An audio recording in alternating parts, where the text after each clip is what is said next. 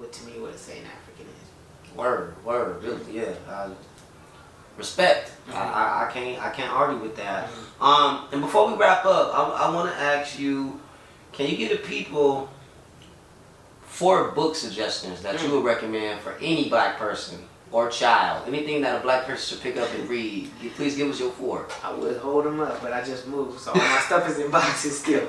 But the first book I believe every black home and black family should have in their home is The Destruction of Black Civilization by Chancellor Williams. That book is instrumental, it's key, it's very important. I believe we should have Awakening the Natural Genius of the Black Child by Dr. Amy Zane Wilson. I believe every black family should have in their home Showdown by Dale Jones. It's a book that highlights our victories against our enemies. A lot of times we hear about our losses and all the wars we've lost, but we never hear about the ones we won. Okay. You feel what I'm saying? So Showdown highlights that. You said 4. There's a lot that I disagree with in the ISIS papers, but there's the way that she gets you to challenge how you've previously seen things is very important to the development of critical thinking.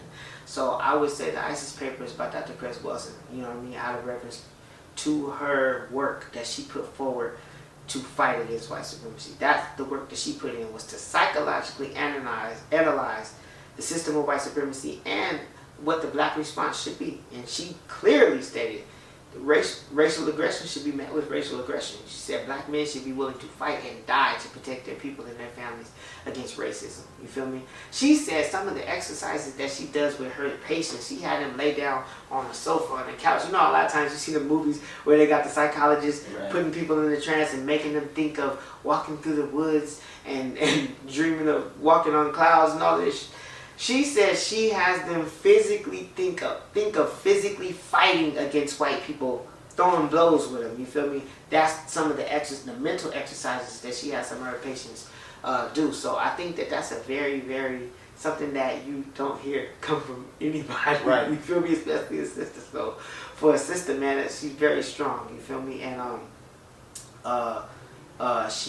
so that book, again, like, I don't agree with everything that she said, every theory, but it was a theory. It was her doing her best to break down what's going on and what our proper response should be to that. You know, she made one of her statements was we shouldn't have kids before 30. I don't agree with that. I believe 30 is freaking old. You feel me?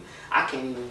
How you gonna play football with your son when he's 10? You 40 years old. You feel what I'm saying? It's like, oh my back. You feel me? So damn. Nah, you know, I'm just keeping it a butt. So I'm feeling like, you know, yeah, I don't agree with that. You feel me? I understand why she said it. She said in the context of America, racism, white supremacy, we haven't fully developed ourselves mentally and all that. Then we need to be working towards that as opposed to saying, well, let's just wait till we're 30 because of white supremacy. You know? So not everything I agree with, but there's a lot in there, a lot of jewels that she dropped up in there, a lot of valuable information.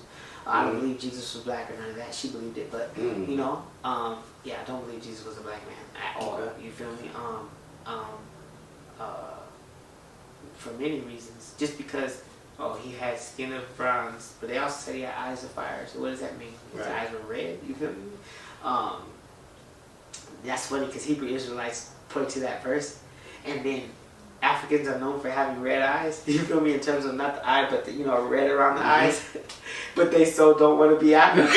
So it's like, what? You feel me? And so, but yeah, man, it's like, yeah, he wasn't a black man, just because he had some skin tone. Osama bin Laden had skin tone. That'll make him a black man. So, but anyways, yeah. No, you're right. That's why I don't play the melanin game. Everybody got melanin. Everybody got melanin. So I mean, everybody black. All of our melanin experts. According to Laila Africa, he said it, melanin forms your heart, it forms your brain. I know Europeans have hearts and brains, therefore they have melanin, so what's the point? Right. And then you have people who differentiate between melanin, fetal melanin, and all that. I'm not getting into none of that. Right. You feel what I'm saying? We know who African. I'm black, I'm African. You gotta have nappy hair, you feel me? You gotta have dark skin, you feel what I'm saying? You gotta have you gotta show it, you feel me? It shows, you feel me? So I'm not gonna get into none of that melanin crap either. Like I'm not into none of that.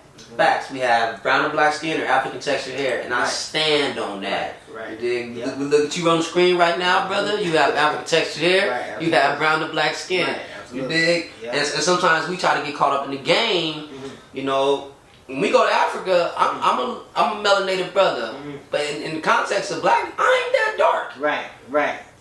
I ain't that dark. Oh, you talking about those people that try to say no one's really black or something? Right, like that? or just, well, brother, you just like I'm dark skinned. We're trying to play the melanin game, and it's like, well, this African's much darker than me. Absolutely. So I ain't that, and we gotta be like, some of us are light skinned if we talking in an African context. Right, of course. Nelson Mandela, Right. And he ain't had no white for a parent. You feel what I'm saying? Right.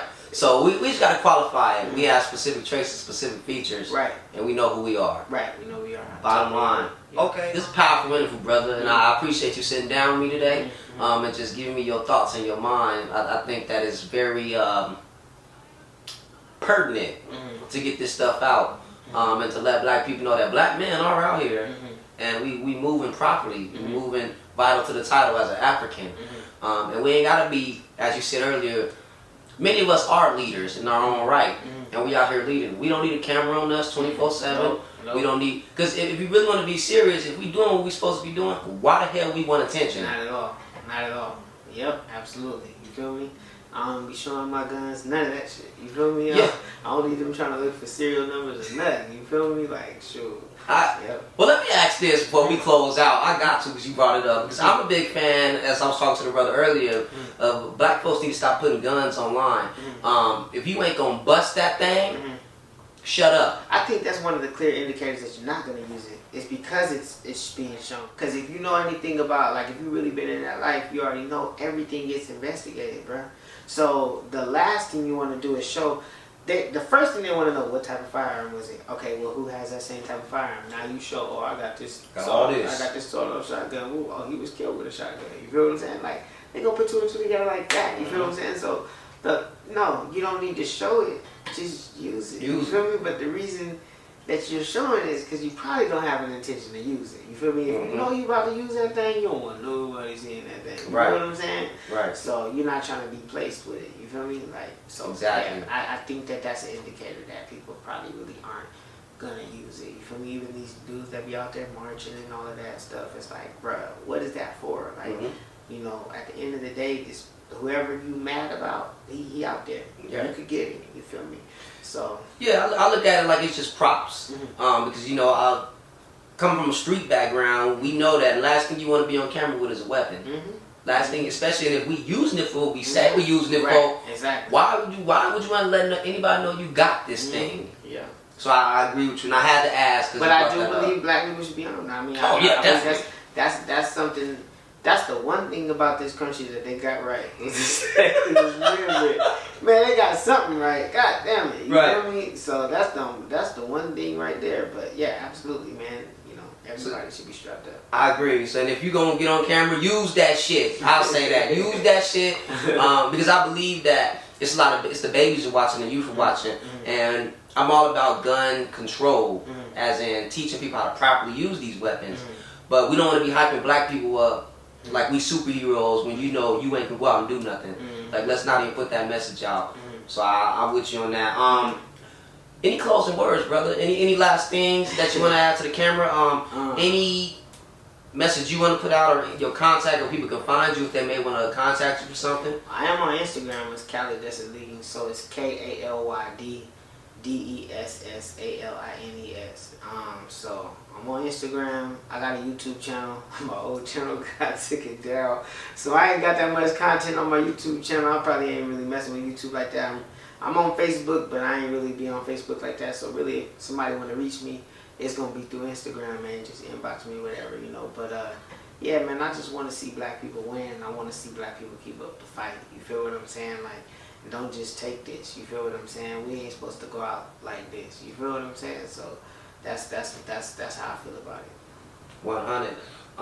So again, thank you, my brother Kalyd. For sure. It's a pleasure that we can actually sit down and get this popping on Sane African TV. And yeah, I'm gonna leave it at that. The brother said everything we need to say.